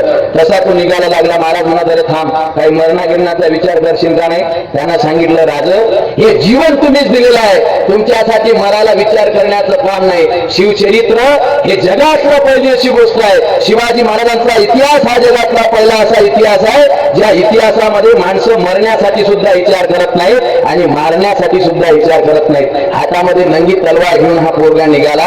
मैदानामध्ये हजारो माणसं, कुलकर्णी, वतनदार, देशमुख, पाटील, सामान्य माणसापासून सर्व जमलेले आहेत. हजारो माणसांच्या नजरा त्याच्यावरती स्थिरावल्या आणि तिकडून जो पिसाळलेला हत्ती आहे त्याच्या पायामधले, त्याच्या सोंडेला बांधलेला साखरदंड सोडण्यात आला. बघता बघता त्या हत्तीच्या डोळ्यामध्ये एखाद्या माणसानं रात्रभर दारू प्यावी तसे त्याचे डोळे लालबुंद झाले आणि हा सुट्टा बरोबर एखाद्या माणसाला मारल्याशिवाय थांबणार नाही. आता काही याचं खरं नाही. तसा तो हत्ती वेगानं धावत आला. इकडून 25 वर्षाचा तरुणाबाळ पोरगा इकडून चालत चालत गेला. मैदानाच्या मध्यभागी दोघे एकत्र आले. हत्तीनं त्याच्याकडे पाहिलं, त्याने हत्तीच्या डोळ्यात डोळे टाकले. हजारो माणसाच्या हृदयाचे ठोके मात्र वळायला लागले. आता शिवाजी महाराजांची इज्जत मातीत मिळणार, शिवाजी महाराजांचा मावळा मरणार, त्यांची अब्रू सुद्धा मातीत जाणार. आता काही या मावळ्याचं खरं नाही, हा मेला समजा, शिवाजी महाराजांची इज्जत गेलीच समजा. अशा आविर्भावात असणारे हजारो माणसं, हजारो बाया स्वतःच्या डोळ्यावर सुद्धा विश्वास ठेवत नव्हते आणि सर्वजण फक्त हत्तीला पाहत होते. शिवाजी महाराज आपल्या मावळ्याला पाहत होते. अरे माझ्या मावळ्याचं काय होईल? याचं डोकं फुटेल, हात फुटेल, रक्तामध्ये हा पडून राहील. अशा विचारामध्ये असणाऱ्या हजारो माणसाच्या मनात त्या हत्तीला त्या मावळ्याकडे पाहिलं, त्या 25 वर्षाच्या तरुण पोराकडे पाहिलं, त्याच्या डोळ्यात डोळे टाकले, स्वतःची सोड वर केली, सोड गोल केली. त्या सोडेच्या मनात तो पोरगा घरला. झर झर झर झर त्याला फिरवायला लागला. बघता बघता 1 मिनिट 2 मिनिट त्याचं ते फिरणं पाहणं असह्य झालं. लोकांना डोळे सुद्धा उघडे ठेवावेसे वाटत नव्हते. लोकांनी डोळे बंद केले. डोळे बंद केल्यानंतर सुद्धा हजारो माणसाच्या कानात फक्त एकच आवाज होता, झर झर झर. आता काही शिवाजी महाराजांच्या मावळ्याचं खरं नाही, हा मेला समजा, गेला समजा, याचं आयुष्य संपलं, शिवाजी महाराज सुद्धा संपले. अशा आविर्भावात असणाऱ्या माणसाच्या कानामध्ये फक्त झर झर आवाज फिरत होता आणि बघता बघता त्यांनी डोळे उघडले. हजारो माणसांनी जेव्हा डोळे उघडले तेव्हा त्याचं डोकं फुटलेलं नव्हतं, हात तुटलेले नव्हते, पाय तुटलेले नव्हते, रक्ताच्या थारोळा तो पडलेला नव्हता. शिवाजी महाराजांची इज्जत मातीत मिळलेली नव्हती. शिवाजी महाराजांची इज्जत आणि अब्रू आणि स्वराज्य डोक्यात आलेलं नव्हतं. तर ज्या वेळेला माणसांनी डोळे उघडले त्यावेळेला माणसांनी पाहिलं की पिसाळलेल्या हत्तीची तुटलेली सोंड एकीकडे पडलेली आहे, पिसाळलेला हत्ती दुसरीकडे पडलेला आहे आणि तिसरीकडे 25 वर्षाचा कर्णाबाण पोरगा तलवारीला माखलेलं रक्त घेऊन उभा आहे. हा प्रसंग ज्यावेळेला त्या बादशाहानं पाहिला तसं त्याला असह्य झालं. सिंहासनावरून उठला, धावत धावत मैदानात गेला. मैदानात गेल्यानंतर त्याच्या पाठीवरती शाबासकीची थाप द्यावी म्हणून स्वतःचा हात घेतला. त्याच्या पाठीवरती शाबासकीची थाप देणार तोवर या मावळ्यानं स्वतःच्या हातची तलवार बाजूला फेकली आणि त्याचा हात पकडला आणि त्याला सांगितलं की खबरदार, पाठीवरती शाबासकी द्यायची नाही, पाठीवरती शाबासकी द्यायची नाही. तसा तो राजा बादशाह कराडला, अरे माझ्याकडे सोनं आहे, माझ्याकडे घोडे आहेत, माझ्याकडे हत्ती आहेत, तुला पाहिजे ते माझ्याकडे आहे. तुझ्या राजापेक्षा 5 पट 10 पट नाही 15 पट 25 पट संपत्ती माझ्याकडे असेल आणि माझी शाबासकी घ्यायला तू तयार नाही. तुझ्या पराक्रमाचा शौर्याची मी तारीफ करतोय. अरे ज्या हत्तीनं 6 हत्ती मारून टाकले त्या हत्तीला तू एकट्यानं कापलं, एवढी मोठी तुझ्या शक्तीचं मी कौतुक करत आहे, शाबासकी देऊ दे. तो म्हणाला तुझ्याकडे धन असेल, सुबत्ता असेल, हत्ती असतील, घोडे असतील, जवारात असतील, संपत्ती असेल, पण या पाठीवरती शाबासकी देण्याचा अधिकार तुला नाही. जगाच्या पाठीवरती या पाठीवर शाबासकी देण्याचा अधिकार फक्त एकाच माणसाला आहे, ज्या माणसाचं नाव आहे छत्रपती शिवाजी महाराज. याला निष्ठा म्हणतात. निष्ठा याचं नाव आहे. ही निष्ठा मावळ्यांमध्ये होती. या तरुण पोराचं नाव होतं यसाजी कंक. या यसाजी कंक सारखे हजारो मावळे स्वराज्याच्या कार्यात खर्ची पडले तेव्हा हे स्वराज्य उभं झालं. असं स्वराज्य आता आपल्याला उभं करायचं नाही. आपल्याला शिवाजी महाराजांचे विचार घराघरामध्ये पोहोचवण्याकरता प्रचार प्रसार माध्यम सत्ता हातात घ्यायचे आहेत. या समाजात संस्कार पेरायचे आहेत. माझ्या डोळ्यासमोर इथं काही माणसं आहेत ज्यांच्यामुळे या कार्यक्रमाचा योग आला. असे आमचे आदरणीय गुटे सर असतील, आमचे पाऊल झगडे दादा आहेत, या विचारपीठावरती सेवा मंडळाचे आमचे कार्यकर्ते भुरले गुरुजी आहेत, ज्यांनी 50-60 वर्षापासून 40-50 वर्षापासून चालत आलेलं सेवा मंडळाचं काम तुमच्या तालुक्यात जिवंत ठेवण्याचं काम केलं. शिवजयंती हे फक्त एवढ्यासाठी नाही. मगाशी ज्यांनी प्रास्ताविक केलं, काय नाव त्यांचं, प्रेमजी बोरकर, अरे त्यांच्या बोलण्यामधला जो लावा आहे हा लावा पोरांच्या डोक्यामधला शांत होत चाललेला आहे. त्यांची तळमळ पाहून मला फार मोठं समाधान वाटलं की फक्त मी एकटा तळफडणाऱ्या माशासारखा फिरत नाही, मला सुद्धा काही सोबती तरुण पोर आहेत. अशा पोरांची फौज निर्माण होणं गरजेचं आहे. कंसात काही कंस बाणेदार असतात आणि माणसात काही माणसं बाणेदार असतात आणि बाणेदार माणसंच या कार्यक्रमाचं आयोजन करतात. या सर्व बाणेदार माणसांसाठी एकदा जोरानं काळाचा मुजरा द्या. या सर्व लोकांचे आभार मानतो. मी इथं पोहोचलो वर्षाला आणि तिथं आमचे आदरणीय रामचंद्रजी राऊत आले. याच्याही आधी त्यांचे नामचे परिचय आहे. तालुक्यामध्ये कोणताही ऍक्सिडेंट झाला 3-4 वर्षाच्या पूर्वी तरी सुद्धा मदत करून धावणारे या सर्व लोकांच्या सहकार्यातून, या तरुण पोरांच्या सहकार्यातून आपलं हे सर्व विचारांचे सत्र निर्माण झालं पाहिजे, विचारांची सत्ता निर्माण झाली पाहिजे. हातामध्ये तलवारी घेऊन युद्ध करण्याचा काळ निघून गेला. आता बहुजनांच्या पोराच्या हातामध्ये पेन आला पाहिजे आणि त्या पेनानं त्यांना चांगल्या गोष्टी लिहिल्या पाहिजे. आजची बाते करली बहुत अब करूंगा तेरे साथ गंदी बात, इकडून तिकडून शांताबाई करणाऱ्या तरुण पोरांनी आता या देशाचा विचार केला पाहिजे. दुर्दैवाची गोष्ट आहे ज्या देशामध्ये ही हरची ज्या झाडावर बसली, हरची मैदान तुम्हाला, ही हरची ज्या झाडावर बसली त्या झाडाची फांदी, हरची तर 90 वर्षाच्या म्हाताऱ्याला मिळेल आहे, ज्याची 10-15 दिवसानं तेरवी करायचं काम आहे त्याने हरची स्पर्श मिळत आहे. ज्या हरचीनं ज्या झाडावर बसली त्या झाडाची फांदी मोडून पडली. तर या देशातल्या तरुणांनी माझ्या व्हॉट्सअप ग्रुपवरती 9,500 मेसेज आले. 9,500 मेसेज 2 दिवस ऑफलाईन राहिले तर 14,000 वर मेसेज जातात आणि त्या मेसेज मध्ये फक्त लिहिलेलं असते की अर्ची बसलेली होती ती फांदी तुटली, आता आम्ही सेल्फी कोणासोबत काढायचं, आमचं कसं होईल. म्हणजे अर्ची बसलेल्या झाडाची फांदी तुटली तो आंतरराष्ट्रीय प्रश्न आहे जसा काही, पण त्या झाडाच्या फांदीला शेतकरी संघटनेचं विचारपीठ आहे. त्या झाडाच्या फांदीला हजारो वर्षापासून 17 ठिकाणी भोकं पडलेला बनियान घालून शेतात राबणारा माझा बाप फाशी घेऊन मरतोय. याची चिंता करणारा तरुण पोरगा मात्र समाजात दिसत नाही. ते तरुण पोरं निर्माण झाले पाहिजे. हे सर्व विचार सांगणारे माणसं, या सर्वांचे मला नाव माहित नाहीत, आमचे रमेश भैयाजी असतील, हे सर्व विचारपीठावरचे माणसं, नाव महत्वाचं नाही पण हे सर्व कार्य करणारे माणसं आदरणीय ठाकरे सर या ठिकाणी बोलले. या सर्व लोकांच्या सहकार्यातून हा जो कार्यक्रम आयोजित केला, आपण सर्वांनी मला बोलण्याची संधी दिली.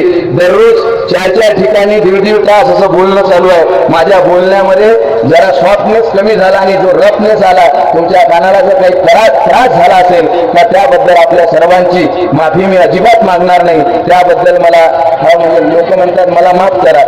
तुम्ही मी सांगण्याच्या आधीच ऐकून घेतलं असेल की माफ करा, तर मी माफी अजिबात मागणार नाही. त्यासाठी तो भगवंत मला जे शिक्षा देईल ते मला मान्य आहे आणि त्या भगवंताला सुद्धा सांगणं आहे की मी केलेल्या अपराधाची, कोणत्याच अपराधाची मला क्षमा करू नको, मला सुद्धा सजा भोगू दे. फक्त जाता जाता आणि विचारपीठाची रजा घेताना फक्त एवढंच म्हणतो की या छत्रपती शिवाजी महाराजांचं स्वराज्याचं स्वप्न आता तलवारीतून जन्माला येणार नाही, ढालीतून जन्माला येणार नाही, ते विचारातून जन्माला येणार आहे.